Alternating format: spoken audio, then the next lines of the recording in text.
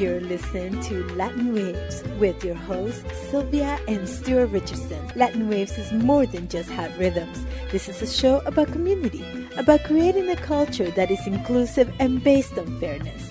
Because everyone deserves dignity, respect, and has something to contribute. A new world is possible, and it all starts with us.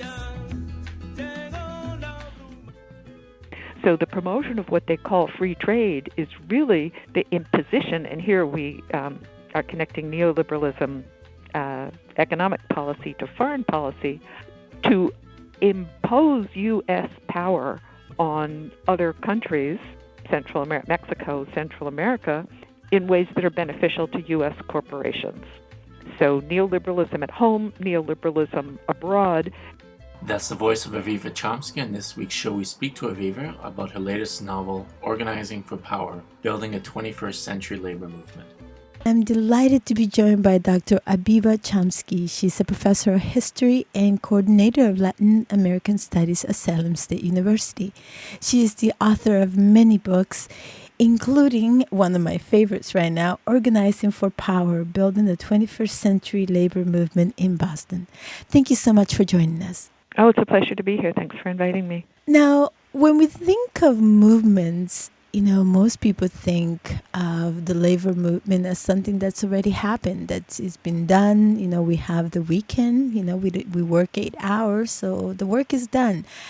I wonder if we could talk a little bit about the struggles of our labor movement in the 21st century.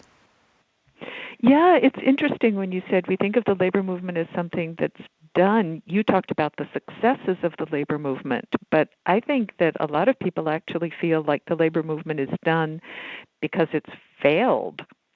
It's over. I'm not saying that that's true, but that I think a lot of people feel that. Like the labor movement was good in gaining rights for certain groups of workers in the middle of the 20th century, but now we're in a new world, and many of the gains that the labor movement won have actually been lost. Even things like, you said now we have the weekend, now we have the minimum wage, now we don't have child labor. Those aren't completely true. For a lot of workers, there is no such thing as a weekend or a 40-hour week or benefits. The federal minimum wage hasn't been raised in so many years that people earning the minimum wage earn way under the poverty line. And even in Massachusetts, which has a much higher minimum wage where I live, the cost of living is so high in the Boston area. A minimum wage worker can't afford to live in Boston. So the labor movement has lost a lot of power with the changing economy because many of the sectors that were most heavily unionized, manufacturing in particular, have severely declined in recent years. So the labor movement has gone from representing not quite half, it's never represented more than half of workers in the United States, but coming close up there to half, to representing today only 7% of workers. So that means that only 7% of workers are covered by a union contract and have access to the benefits that unionization has brought. There's been a real informalization of the U.S. economy, a move into sort of a gig economy. Many workers who aren't even covered by labor law, they're forced to work as independent contractors, which means that they aren't even covered by the protections of labor law. There's whole sectors like agricultural workers that are filled with guest workers, with undocumented immigrants, with people who really have no access. They don't have access to union protections, but they don't have access to the protections that the labor movement won for all workers, things like health and safety conditions, minimum wage, etc. I'm so delighted that you brought that up. And part of it is because I think it's the stories that we are told and the stories that we tell others co-create the way we see our world. In the United States, we had President Trump for several years talking about making America great again. But I wonder, what was great about it was the exploitation, the extreme inequality. For some people, that was great. for Latin Americans who are forced to be displaced by war, by invasion, um, there is really very little difference between a Trump administration and a Biden administration. Can we talk a little bit about the connections between poverty and the policies, of invasion that, make workers invisible in their own countries and make workers disposable in countries like Latin America, like El Salvador, Honduras, Guatemala, the global South? So I think one of the places where we've seen a lot of consistency, two places where we've seen a lot of consistency between Democratic and Republican administrations, certainly from the late 20th century on. One has been in economic policy, and the other has been in foreign policy. So in terms of economic policy, the triumph of neoliberalism, which we can trace back perhaps as far as the Nixon administration, certainly as far as the Reagan administration, the 1970s, 1980s. That is the idea that the state should not be providing protections to its citizens. Rather, it should be providing protections to its corporations, that the goal of the state is to promote corporate profits, not to promote social welfare of human beings. I would call that the kind of essence of the neoliberal ideology. And we've really seen that both Democrats and Republicans have promoted this idea of the state. The Clinton administration, for example, was the greatest purveyor of neoliberal ideology. This complete dismantling of the public welfare system, the end of welfare as we know it, as he bragged. Free trade, or what goes by the name of free trade, that is the idea that the government should be helping corporations to close down their factories in the United States in order to be able to exploit workers and environments and countries in the third world where through compliant governments that are supported by the United States. Because they can make more profits there. That is, the gains that were won in part by the labor movement and other movements in the United States have made it more expensive for companies to do business here. They can't exploit people. They can't exploit the natural environment. They can't pollute as much as they can in, say, Central America. So the promotion of what they call free trade is really the imposition, and here we are connecting neoliberalism, economic policy to foreign policy, to impose U.S. power on other countries, Central America, Mexico, Central America, in ways that are beneficial to U.S. corporations. So neoliberalism at home, neoliberalism abroad, and abroad it's another side of it at home is enforced by violence, the growth of the carceral state, that is the instead of creating social justice for marginalized populations, you just incarcerate marginalized populations in the United States. We don't like to think of the term police state to refer to the United States, but for many communities of color, this is a police state. Their main interaction with the state is through its carceral face. But also violently imposing in places like Central America the economic model that the United States wants, which is an economic model that helps corporations to make more profits by ensuring that governments in Central America are going to place the interests of corporate profits over the interests of their own populations. And in Central America, this has been imposed by direct violence, and again by Democrats and Republicans. We generally associate Ronald Reagan in the 1980s with the Central American wars, the support for right-wing military governments, the absolute commitment to the overthrow of Nicaragua's revolution. And it's true that there were some congressional Democrats who tried in small ways to mitigate that, But, it was the Obama administration and his Secretary of State, Hillary Clinton, who orchestrated and supported the most recent military coup in Honduras in 2009. And very, very explicitly and directly, because the elected president was threatening this neoliberal model, was trying to use the power of the state to actually protect its citizens from foreign corporations.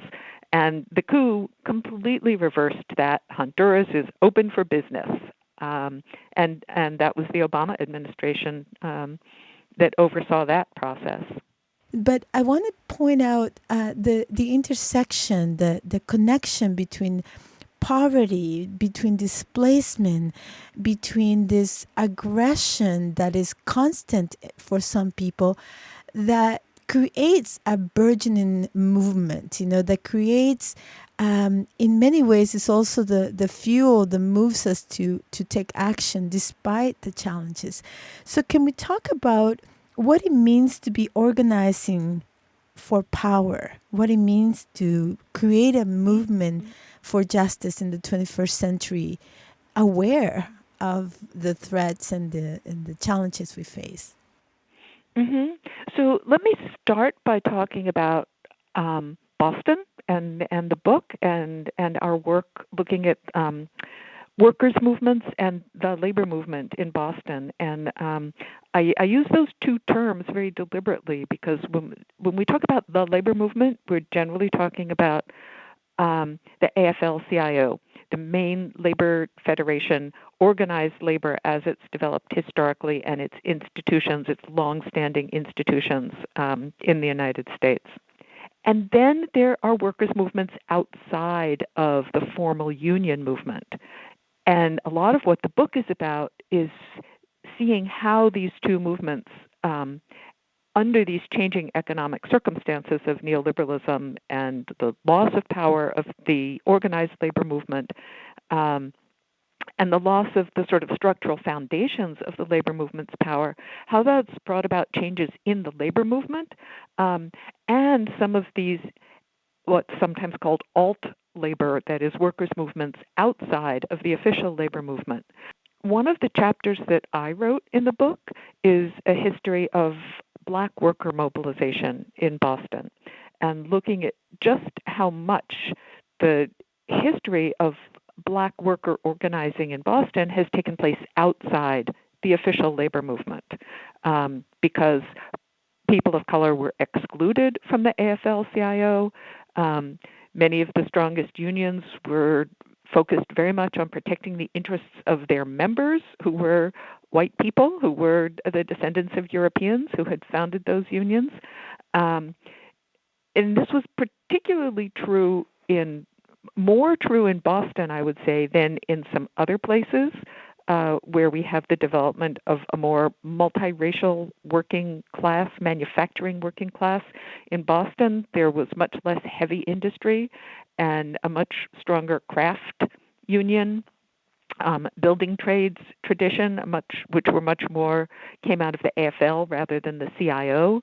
The CIO emerged in the early 20th century, in the 1930s, as a kind of alternative, an industrial, much more interested in organizing immigrant workers, workers of color, industrial union, as opposed to the more exclusive craft tradition of the AFL. And then after World War II, the two joined. But Boston had a much more of an AFL tradition because of the lack of heavy industry here. So Boston's Black population was mostly excluded from the union movement and has a long history of this kind of alt-labor type of organizing, that is, worker organizing for access to the basic rights of citizenship, for access to jobs, for access to education, for access to schools, for access to housing, working class issues, but that are being fought outside of the union movement.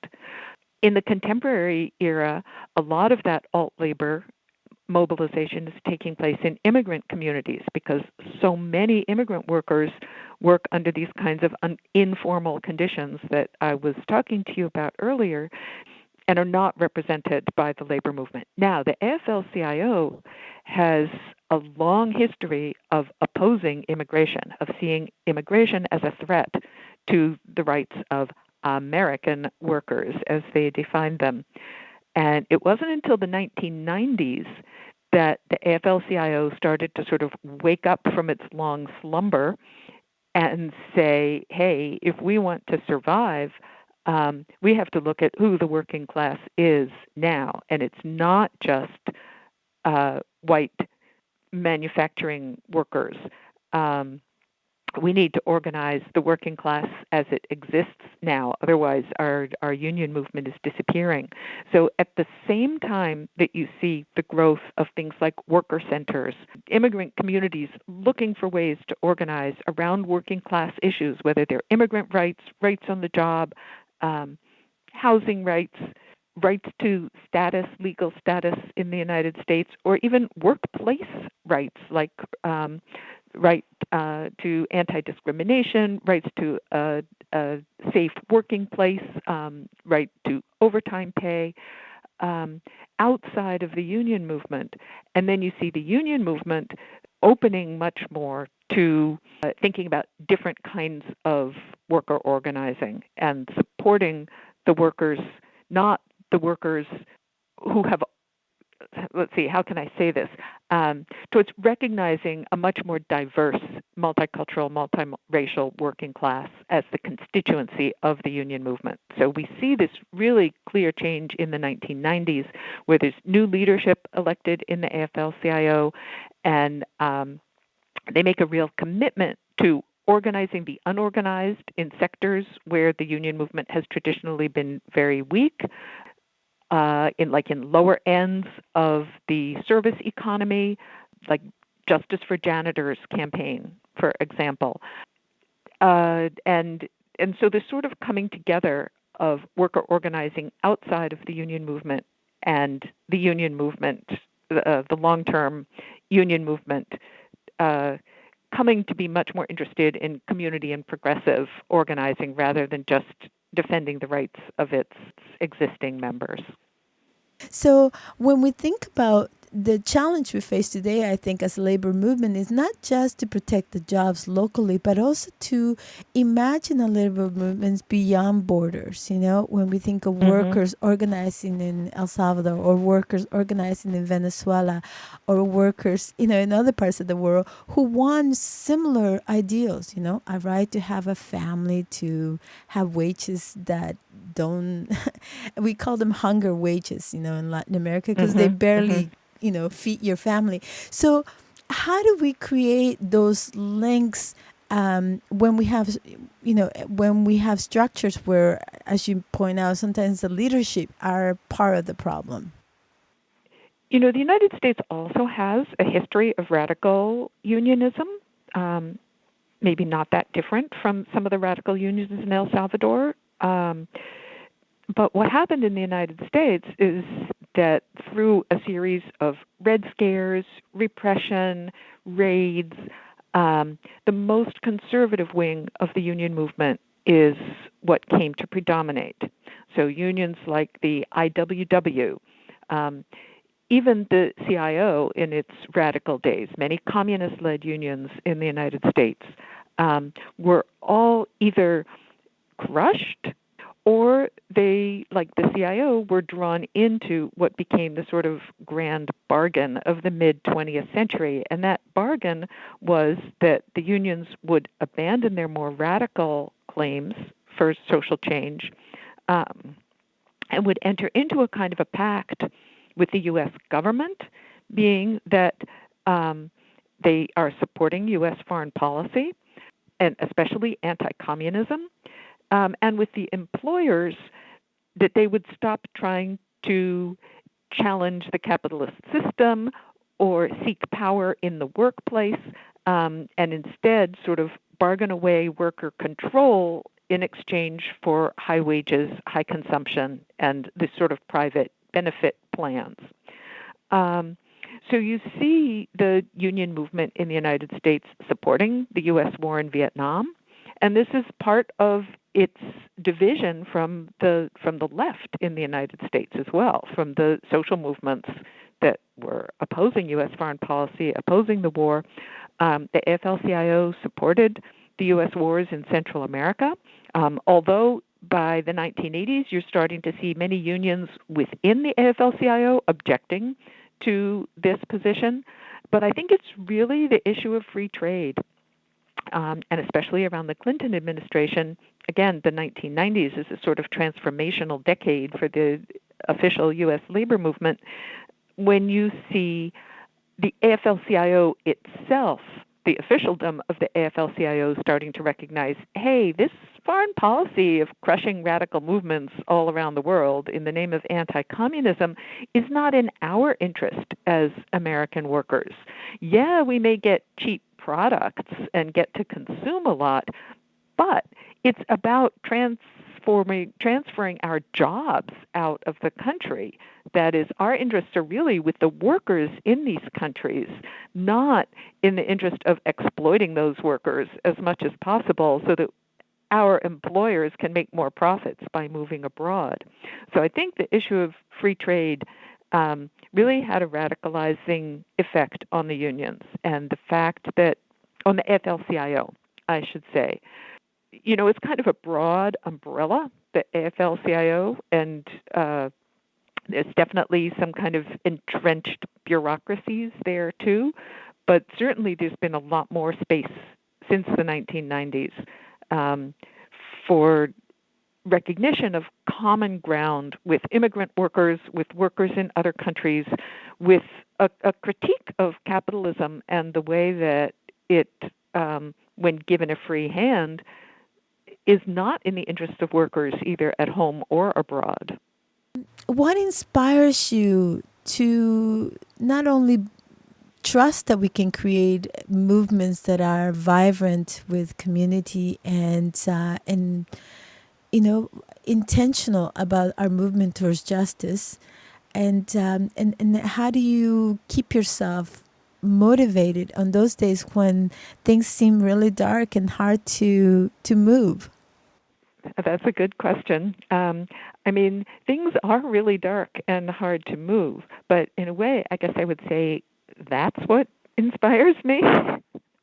I mean, I think right now, just how awful the pandemic has been actually has opened some doors, I think, in the United States for consciousness raising. That is the concept of essential workers, and who are essential workers? Who are the workers whose work is really essential to keeping our daily lives going? That's something that's been visibilized in the pandemic. Structural inequality in the United States has been visibilized by the pandemic more than it has been in generations. That is, it's been there, but visibilized to those on the top. Racial inequalities, inequalities in who's has been exposed to COVID and who has suffered from COVID, inequalities in who has had access to the vaccine. All of those things are on the front pages of the paper every day. So I think there's been a lot of consciousness raised during this process of the pandemic. And we've also seen who has profited from the pandemic. That is, it really is a very propitious moment to be talking about what's wrong with capitalism. I think a lot of people are open to seeing that right now. And the other issue that brings me optimism, even though it's doesn't necessarily seem very optimistic, is climate change. I think that climate change too, because of the complete disastrousness of what it's bringing to us, also is opening doors for consciousness raising around what's wrong with capitalism. That is, capitalism, the promotion of endless profits, endless extraction of resources, endless processing of those resources, and creation of toxic waste, whether that's CO2 emissions or other forms of toxic waste. We cannot keep doing this. And I think that more and more people are becoming conscious that this system is working towards oppression and destruction. So I find optimism in pessimism. Sometimes my mom she has a way of seeing things. My father was murdered during the war, and she always says, sometimes we get used to the dark, and that can be a terrifying thing. But then something happens, and we realize that we can see in the dark. Mm-hmm. And to me, that seeing in the dark means being able to keep the light of what it is we are working towards, despite the setbacks, despite the evidence in front of us that we are being under attack.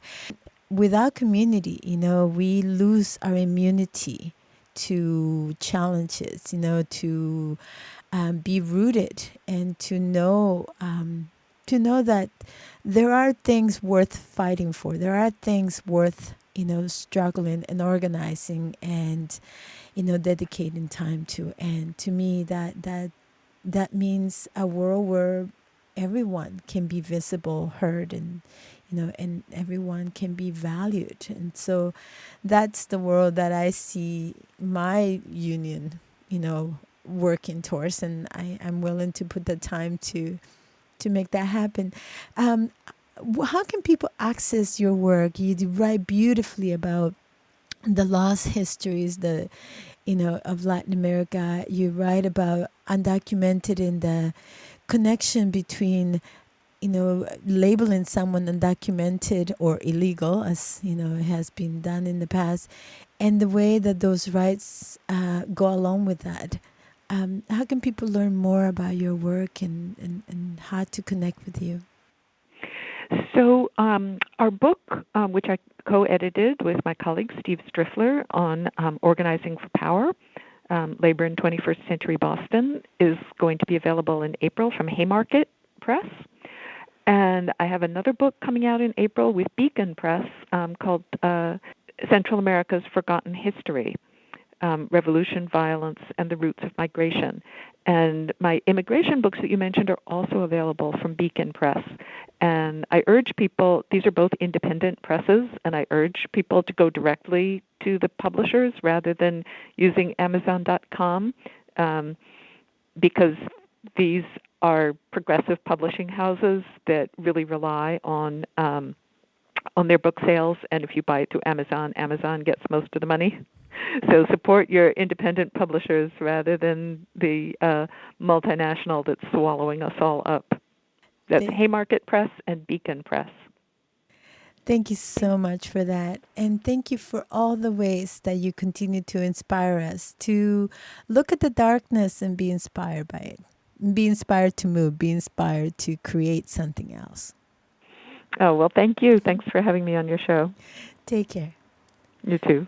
We've come to the end of our show, Latin Waves. Latin Waves is an internationally syndicated weekly program made available through campus and community stations and available out to the world at www.latinwavesmedia.com. Visit Latin Waves Media to hear previous shows, to access resources, or support our efforts towards social change via community project engagement. Thank you and bye for now.